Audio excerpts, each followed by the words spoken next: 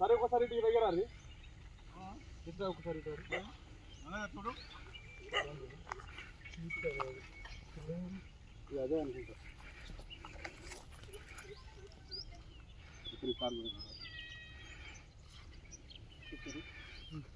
ఈ అడుగు ఇట్లా అది కాదు చిన్నది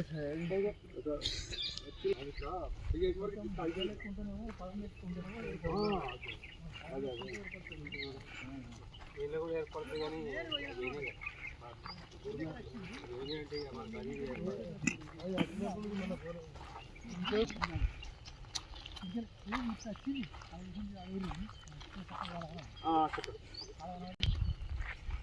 స్కూల్ వచ్చిందని వద్దు సారీ కత్తిరి కత్తిరి మా తోడు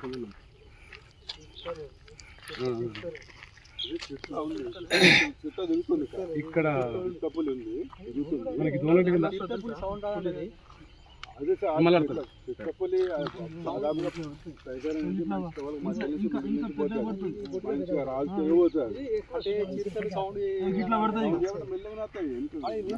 గాంటించిందట వీళ్ళందరూ సౌండ్ విన్నారు ఆల్రెడీ సౌండ్ వింటేనే సౌండ్ మా పెద్ద ఇంట్లో ఉంటుంది ఇంత రావాలి పులి ఇట్లా పడుతుంది 14 ఇంచులు రావాలి ఇది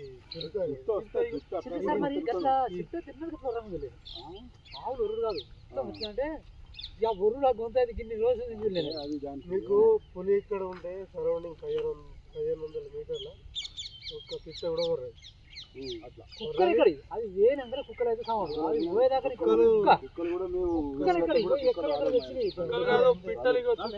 పులి ఉన్నది నా కుక్క 24 గంటలు నాతోనే ఉండేది అది పోయి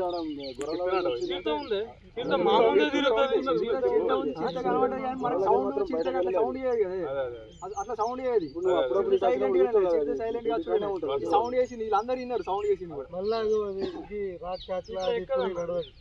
అట్లా దానికి సాఫ్ కావాలి స్టేట్ వెళ్ళిపోతాయి రాజబాట పోతుంది దానికి రాజబాట కావాలి వంద మంది ఉన్నా కానీ మంది దగ్గర పోతున్నారు దానికి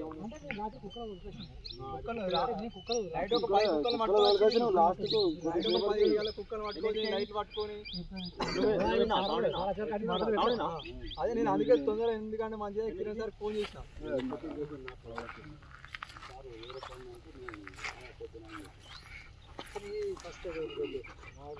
మన ఫోటో అయితే ఏం లేదు.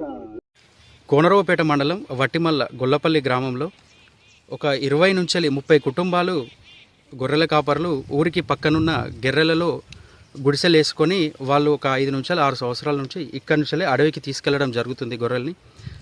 అక్కడ కూడా చాలాసార్లు పులి ఈ గొర్రెలపైన మేకలపైన దాడి చేయడం జరిగింది.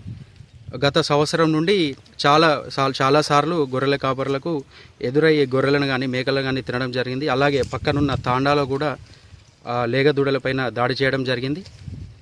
ఆ పులి ఈ గొర్రెలను పసిగట్టి ఈ గుడిసెల కడికి కూడా పులి రావడం జరిగింది. దాన్ని గమనించిన గొర్రెల కాపర్లు అరవడంతో అడవికి పారిపోవడం జరిగింది. అలాగే ఇక్కడ గొర్రెల కాపర్లకు ఇక్కడ వీధి లైట్లు కానీ కరెంటు స్తంభాలు ఏం లేకపోవడంతో పులి ఇక్కడికి రావడం జరుగుతుంది. ఫారెస్ట్ అధికారులు తక్షణమే స్పందించి దీని మీద యాక్షన్ తీసుకోవాల్సిందిగా కోరుతున్నాము. అలాగే గవర్నమెంట్ తరపు నుండి ఇక్కడికి విద్యుత్ స్తంభాలు ఏర్పాటు చేయవలసిందిగా కోరుతున్నాము.